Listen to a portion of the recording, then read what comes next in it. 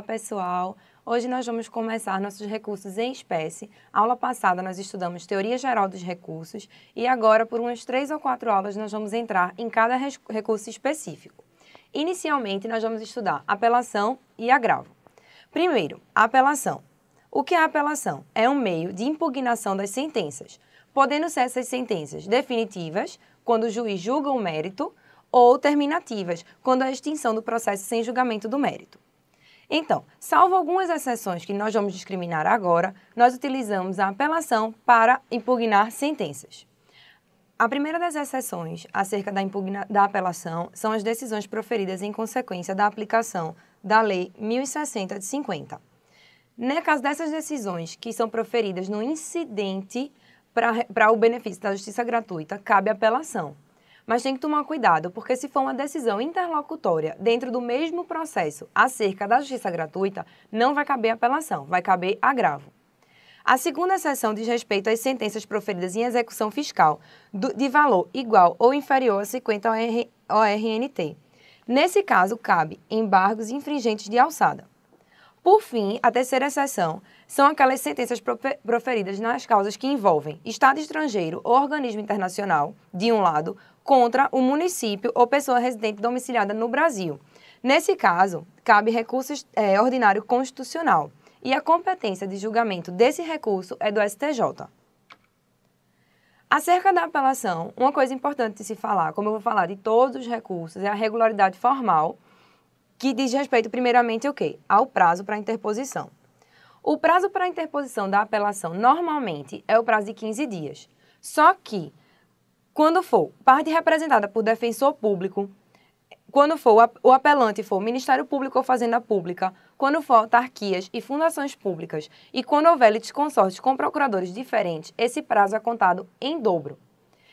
E onde é que tem isso? Cada uma das exceções existe uma previsão legal. No caso da parte representada por defensor público, encontra-se no artigo 5º, parágrafo 5º da Lei 1060 de 50. Quando o apelante for Ministério Público e Fazenda Pública, está no artigo 188 do CPC.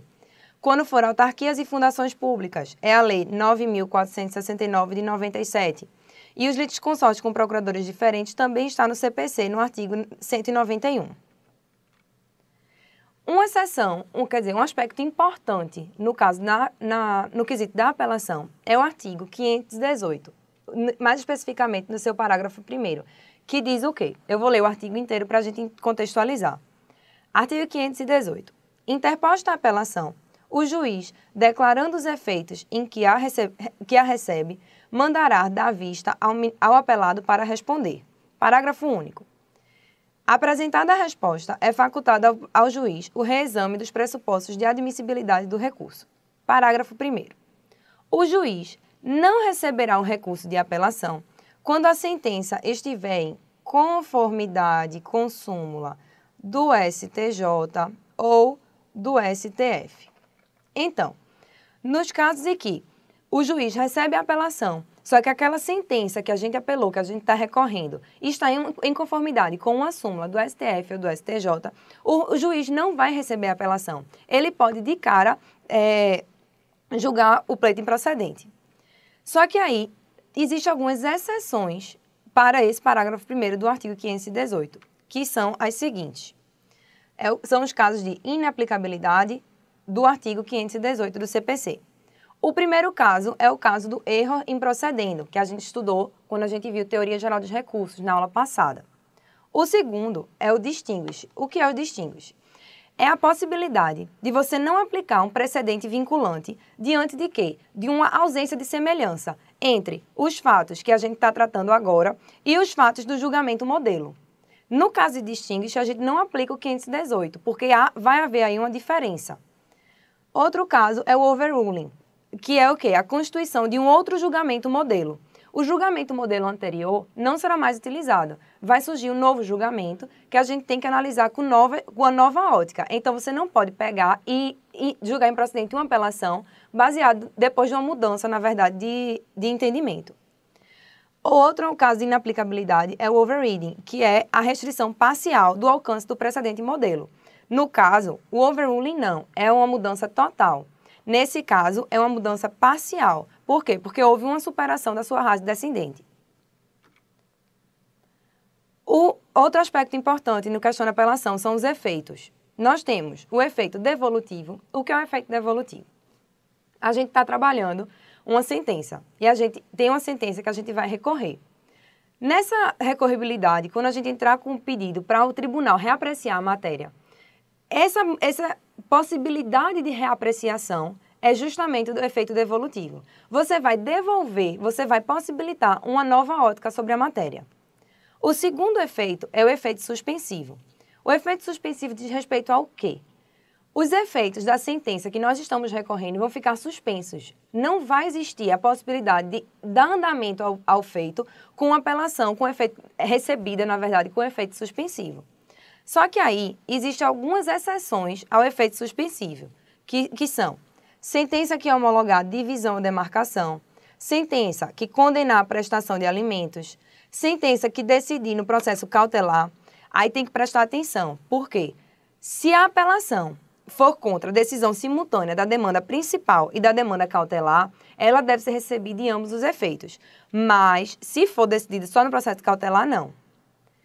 Outra exceção são as sentenças que rejeitar liminarmente embargos à execução ou julgá-los improcedentes, julgar procedente o pedido de instituição de arbitragem, deferir ou confirmar a antecipação dos efeitos da tutela e conceder em ordem mandamental. O terceiro efeito da apelação é o efeito desobstrutivo, que está no artigo 515, parágrafo 3º do CPC. Nesse caso, o que é que acontece? Houve uma sentença que julgou o processo improcedente, mas não analisou o mérito da questão. A análise, no efeito desobstrutivo, vai haver uma análise do mérito pelo tribunal, depois que é afastado esse motivo da extinção do processo, certo? O quarto efeito regressivo ou de retratação. O que é que acontece? O juiz de primeiro grau pode simplesmente se retratar da decisão. Esse é o efeito regressivo ou de retratação. E aí a gente tem que analisar o quê? As apelações contra a sentença e deferindo a petição inicial e as sentenças proferidas nas causas que tramitam sob o procedimento definido no Estatuto da Criança e do Adolescente. Nesses dois casos, apelação contra a sentença indeferindo a petição inicial e sentenças proferidas nas causas que tramitam sob o procedimento definido no ECA, são as possibilidades que eu tenho de retratação. E aí nós vamos para uma parte importante, que é a parte do procedimento da apelação. Como é que ocorre? Foi proferida a sentença foi publicada, a parte que quer recorrer toma ciência da sentença. Ela vai ter, a data da publicação, 15 dias para interpor a apelação. E aí, depois que ela interpuser a apelação, o juiz de primeiro grau, ela vai interpor para o juiz de primeiro grau, o juiz de primeiro grau vai fazer o primeiro juízo de admissibilidade. O que é que acontece? Se ele disser, não, eu não vou receber essa apelação, dessa decisão do juiz de primeiro grau, cabe agravo de instrumento. Mas vamos admitir que o juiz receba a apelação. A apelação foi recebida, o que é que ele vai fazer? Declarar os efeitos. Ele pode receber só no efeito suspensivo, no efeito devolutivo suspensivo, a depender do caso. E aí, quando ele recebe, declara os efeitos, ele vai abrir um prazo para outra parte contrarrazoar. Esse prazo também é de 15 dias. E aí, depois de apresentadas contrarrazões, o juiz vai proferir o segundo juízo de admissibilidade. Existindo esse juízo de admissibilidade positivo, isso é, o juiz recebeu, ele vai enviar os autos para o tribunal. Então, autos remetidos para o tribunal. Aí o que é que vai acontecer? Vai haver um sorteio e a apelação, junto com as contrarrazões, vão para um relator. Esse relator vai poder negar seguimento ou provimento. E aí o que é que vai acontecer? Só que tem um detalhe. Esse provimento são só os casos do artigo 557, parágrafo 1º. É bom dar uma lida nesses artigos todos de apelação. E aí o relator pode negar seguimento ou provimento e se ele julgou, não, a apelação, ele faz outro juízo de admissibilidade e recebe positivamente, a apelação vai para o tribunal em questão, que aí o tribunal vai julgar e proferir sua decisão. Em relação à apelação, eu separei apenas 2 súmulas importantes, mas tem outras que é importante também todo mundo dar uma lida para poder resolver as questões. Mas as súmulas que eu julguei, assim, as mais importantes, que pode cair mais em questões de OAB e de concurso, é a súmula 331 do STJ, que diz: a apelação interposta contra a sentença que julga embargos à arrematação tem efeito meramente devolutivo. É uma exceção, porque a gente viu que tem alguns casos que não têm o efeito suspensivo. Nesse caso também não vai ter e não estão naqueles já descritos na lei. Então, a súmula veio para dizer que essa sentença que julga embargos à arrematação, a apelação interposta contra ela tem efeito meramente devolutivo. A outra súmula é a 320 do STF. A apelação despachada pelo juiz no prazo legal não fica prejudicada pela demora da juntada por culpa do cartório. Terminada a parte de apelação, nós vamos entrar no nosso segundo recurso, que é o agravo. Na verdade, não é só um recurso, são 4 tipos de agravo. Nós temos o agravo de instrumento, o agravo retido, o agravo interno ou regimental e o agravo para destrancar recursos de natureza extraordinária. Inicialmente, deixa eu só explicar uma coisa. Vamos começar de baixo para cima. Primeiro, o agravo para destrancar recursos de natureza extraordinária. Não tenho o que explicar, na verdade, porque esse agravo serve para quê? Só e somente para destrancar recursos de natureza extraordinária. O terceiro agravo é o agravo interno ou regimental. A gente vai falar um pouquinho dele, mas ele está no artigo 557, parágrafo 1º do CPC. O segundo agravo é o agravo retido e o agravo de instrumento. E o primeiro, o agravo de instrumento. A complicação maior, que na verdade não é uma complicação, como vocês vão ver, está no agravo de instrumento e no agravo retido. Qual é o momento de que você aplica um e você utiliza outro? O principal pré-requisito é a urgência. Quando há urgência, via de regra, nós usamos o quê? O agravo de instrumento. Só que aí eu separei quais são os critérios para determinação de que tipo de agravo você vai utilizar. Nós temos 3 critérios. Primeiro, como eu disse, verificação da existência de urgência. Não havendo urgência, deve-se interpor o quê? Agravo retido. Segundo, verificação das situações em que a lei determina a interposição de determinada modalidade. Tem momentos que a lei é clara, cabe agravo retido, cabe agravo de instrumento. Então, não existe o que discutir, você tem que saber quais são as exceções, você tem que saber, mesmo havendo urgência, vai caber agravo retido em tal caso? Pode acontecer? Pode, mas a gente vai ver que não tem, mas a gente tem exceções do outro lado. Tem momentos que era para eu interpor um agravo de instrumento, mas eu tenho que interpor um agravo retido porque a lei manda. E o último critério é, no caso do agravo retido, a verificação da compatibilidade do agravo retido com o caso concreto. Nós temos que analisar, no caso dos tipos de agravo a serem utilizados, o artigo 522 do CPC. O que é que acontece? Esse artigo traz casos de agravo de instrumento por ser incompatível com o agravo retido. E são 2 possibilidades. Decisões que recebem a apelação em ambos em efeitos diversos e decisões que não recebem a apelação, que é o juízo de admissibilidade negativo. Nesse caso, poder-se utilizar o agravo retido, mas, como a lei traz a exceção, nós utilizamos o agravo de instrumento. Vamos agora do terceiro agravo para o primeiro. Agravo regimental é o agravo do artigo 557, parágrafo 1º do CPC. Quais são as hipóteses? Nós temos esse agravo regimental, não é agravo retido, é agravo regimental, artigo 557, parágrafo 1º do CPC. Ele serve para quê? Para quando há um equívoco de uma decisão monocrática do relator. Então, esse agravo não serve para inovar a tese. Eu não vou discutir toda a decisão, não. Eu só vou demonstrar que a decisão monocrática teve um erro, ocorreu um erro nessa decisão monocrática. O segundo agravo é o agravo retido.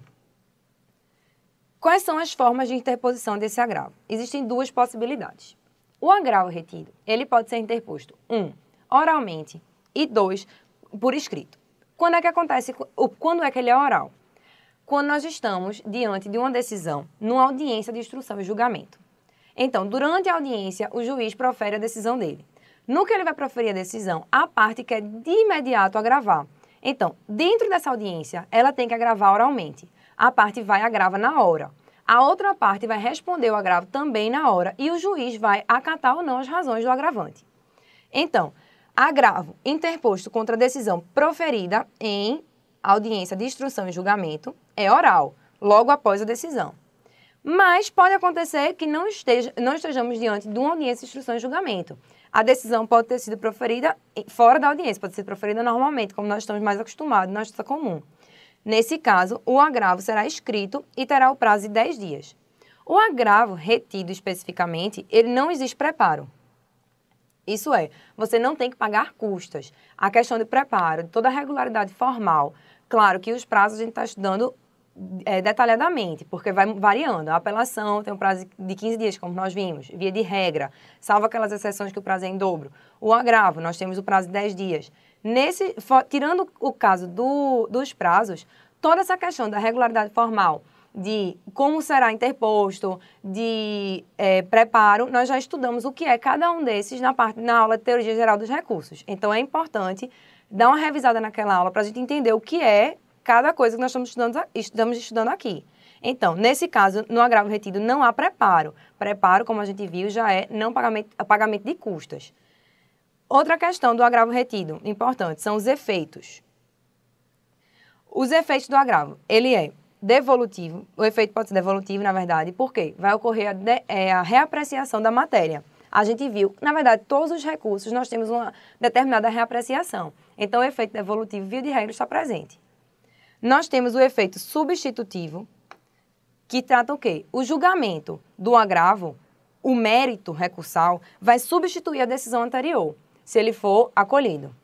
Nós temos o efeito regressivo, que o quê? O juiz de primeira instância ele pode rever a sua decisão. Nós também já vimos esse efeito quando estudamos a apelação. E aí, nós temos agora as hipóteses de interposição de outro agravo, que é o agravo de instrumento. E qual é a hipótese de interposição clássica? Quando a decisão proferida puder causar lesão grave ou de difícil reparação, que é incompatível com a interposição do agravo retido, e também cabe quando houver inadmissão da apelação e nos efeitos em que a apelação é recebida.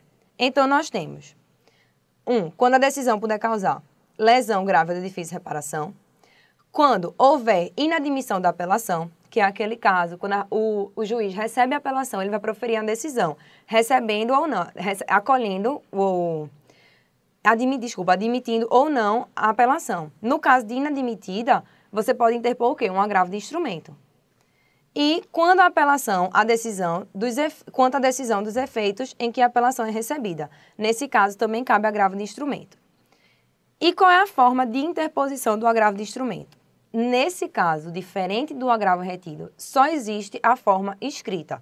O agravo retido, a gente viu agora há pouco, quando é proferida a decisão numa audiência de instrução e julgamento, o agravo retido, ele é oral.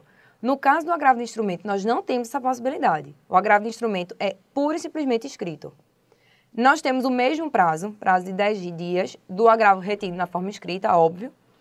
No caso, qual é a diferença? O agravo retido não há preparo, o agravo de instrumento há preparo. Vale lembrar o quê? A gente estudou também na aula de Teoria Geral dos Recursos. Se não houver preparo, não obrigatoriedade, como no agravo de instrumento, o que é que vai acontecer? O agravo vai ser julgado deserto. Tem que ter também no agravo de instrumento a exposição dos fatos e do direito. Tem que ter o pedido de reforma ou cassação. Tem que conter nome e endereço dos advogados. O advogado tem que estar habilitado, claro. O agravo de instrumento contém também a cópia integral do processo. Isso é importantíssimo. O agravo de instrumento para subir no tribunal, tem que estar com todas as cópias do processo. Ele é dirigido a quem? Ao tribunal a de quem? Que é o tribunal que vai julgar. E uma coisa interessante do agravo de instrumento é a chamada petição, que a gente popularmente chama de chamada petição dos 3 dias. Que é o quê? Juntar uma petição no prazo de 3 dias com cópia da petição de interposição, do comprovante de interposição e relação dos documentos. Por fim, nós temos o quê? O agravo de instrumento, os efeitos do agravo de instrumento. O primeiro efeito, como eu disse, que na verdade todos os recursos têm, é o efeito devolutivo, que é você reapreciar a matéria. O segundo, o efeito suspensivo, que é aquele efeito que a decisão ela vai ficar suspensa. Os efeitos da decisão não podem, na verdade, os efeitos da decisão vão ser suspensos por conta do agravo de instrumento, é o efeito suspensivo que ele profere. O efeito substitutivo, que também a gente já viu que é o efeito substitutivo, é porque a decisão do agravo de instrumento vai substituir a decisão que já foi proferida. Nós temos o efeito regressivo, que é a possibilidade do juiz reformar, de rever a decisão dele. E nós temos o efeito ativo, que significa, admitido o agravo, pode o relator deferir a antecipação de tutela à pretensão recursal. Então, o relator pode, monocraticamente, deferir, em sede de antecipação de tutela, a pretensão que nós estamos, a pretensão recursal, isso é, aquilo que nós estamos pedindo no recurso. Por fim, nós temos o procedimento do agravo de instrumento. O agravo de instrumento ele é interposto perante o tribunal, e o que é que acontece? Depois, praticamente a mesma coisa da apelação. Vai ocorrer um sorteio e vai se atribuir um relator para o julgamento do agravo no tribunal. E aí, distribuído para o relator, ele pode não admitir o agravo e dessa decisão do relator não vai caber agravo de instrumento. Vai caber o quê? Agravo regimental, 5 dias, que é aquela única hipótese de agravo regimental do 557. Quer dizer, a única não, a hipótese do agravo regimental do 557. Segundo, o que é que o relator pode, além de não admitir o agravo? Ele pode converter o agravo retido em agravo de instrumento. Quando a decisão não puder causar, ele pode converter o agravo de instrumento em agravo retido. Quando a decisão não puder causar lesão de difícil ou grave reparação ou não tratar dos efeitos em que a apelação é recebida. Por quê? O agravo de instrumento, ele tem suas hipóteses. Só que, se a parte interpõe um agravo de instrumento num caso que não existe a possibilidade de lesão, ou que não tratar, a decisão não tratar dos efeitos em que a apelação é recebida, e eu interpor um agravo de instrumento, o relator pode pegar e fazer o quê? Converter em agravo retido. Ele mesmo pode tomar essa decisão e converter. E a última possibilidade, ele pode admitir o agravo. Admitindo o agravo, ele pode dar provimento. E pode dar provimento se for hipótese de um agravo de instrumento que possa ser decidido monocraticamente. Se ele puder, de antemão, e quando é que acontece isso? Quando a questão só versar em causa exclusivamente de direito ou os fatos já estiverem devidamente esclarecidos. Nesse caso, o relator pode monocraticamente dar provimento ao agravo. Ou então, não sendo hipótese de dar provimento monocrático, ele pode atribuir efeito suspensivo ao recurso ou deferir, como a gente viu, em antecipação de tutela à pretensão recursal. Lembrando, essa questão do deferimento da antecipação da tutela, em sede de antecipação de tutela da pretensão recursal, é o efeito ativo do agravo de instrumento. Além de não admitir o agravo, o relator pode o quê? Converter o agravo de instrumento em agravo retido. Em quais hipóteses? Quando não houver possibilidade da decisão causar dano ou de difícil ou grave reparação, ou não tratar dos efeitos em que a apelação é recebida. A terceira possibilidade que o relator pode... A terceira postura, na verdade, que o relator pode agir, ele pode admitir o agravo, dando provimento, e não sendo hipótese de provimento monocrático, ele pode atribuir efeito suspensivo ao recurso e deferir em sede de tutela antecipada à pretensão recursal, como a gente já viu, que é o efeito ativo do agravo de instrumento. É o quinto efeito, que é quando o relator ele verifica que a pretensão recursal pode ser dada de imediato e profere a decisão em sede de tutela antecipada. Além disso, o relator pode, num prazo de 10 dias, requisitar informações do processo ou da decisão ao juiz que proferiu a decisão. E depois disso, num prazo não superior a 30 dias, ele tem que solicitar a data do julgamento do agravo. Dito isso, nós terminamos o estudo de apelação e todos os tipos de agravo. Eu já elaborei o simulado com algumas questões da OAB, lembrando que é importante elaborar essas questões para saber se vocês estão fixando o assunto ou não. Antes de elaborar as questões, antes de responder, dê uma lida em toda a legislação, dê uma lida numa doutrina, vejam as súmulas, que é muito importante, cai muito em prova de OAB, cai muito em prova da FCC. sempre está caindo súmulas novas, jurisprudências. Então, é bom dar uma lida antes de realizar as questões. Mas, volto a dizer, é importante para quem quer passar na OAB e que quer passar em concurso, realização de questão é essencial. Então, adquirir um simulado também para a gente continuar o estudo da gente, certo?